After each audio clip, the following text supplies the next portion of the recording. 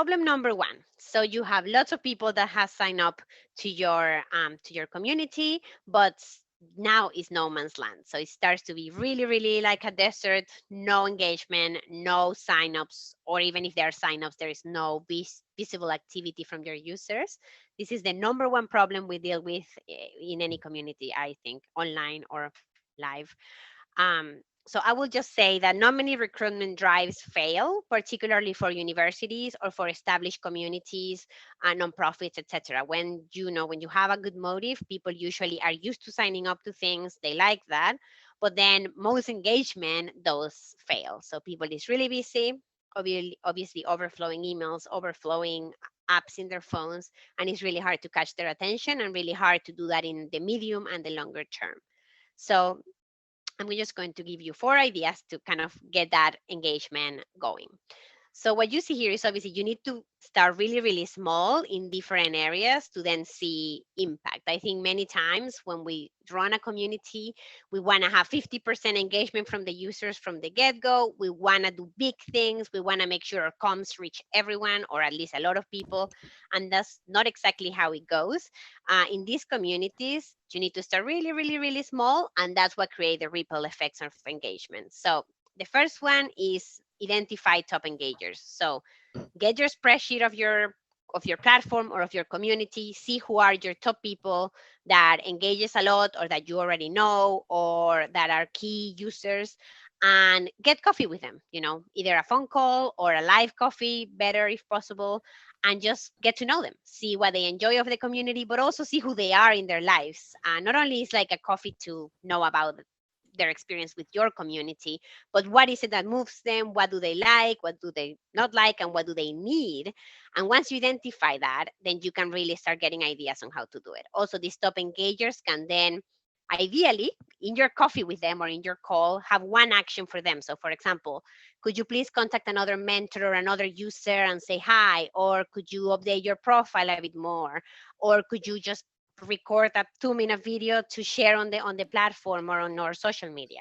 So the idea is that you get coffee with your top engagers. I would say 5 to 10 people will be a good aim, um, to really get that coffee, get that personal connection with, and then identify what they need, where are they in their life, what is their feedback on your community, and give them an action to do.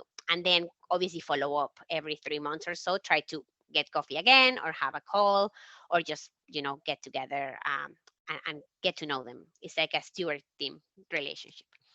The second idea is to execute a handheld initiative for 3 months. So this means, for example, a very small mentoring initiative, mentoring program for 20 users, 10 mentees, 10 mentors. You match them and you go like a bit deeper in your investment of time. So again, I know we're all short in time, but it is definitely worth it. It has to be really small, or for example, something for women, or something for people in business, or someone for law. So try to do a very, very small thing that you handheld for 3 months. So then you can really, again, get to know these users and really get some intense engagement, even though it is on a small group. The third thing is run an event online or in person, even if it's small, if it's very simple. Try to get people together, try to put a date in the calendar that makes your community really visible for your users. So they know they have to be there, they have it on their calendar, they want to go. So even if they don't go, having that in their heads makes your community into their heads and in as a priority. So definitely, again, it can be something really simple, just coffee, getting people together, sharing experiences. If you're in a university, you could get a faculty member to do a very short update. It doesn't have to be very high level, but it is good to do. And the fourth one is, we all want to do a lot of communications to our users and to our stakeholders. But I think if you can lower those comms and really increase the relevance of the comms. So if you can send them one message every 2 months, but that message really, really tackles something that they want to know, or something they need, or gives them the opportunity to be mentors or mentees, something that is really important to them, is better than send one weekly email that will kind of fall flat on all of the stuff you're competing with. So those are my 4 things. And like I said, if you choose one of these and you do it, your engagement will by default obviously increase, and then you have a place to start. Because if you have 1,000 users as an example, or even if you have 50 users, it may be a bit overwhelming to try to tackle them all. So if you can just find these very, very small seeds, get really close to them, get to know them, get to do these things, and then run with that, is more worth it.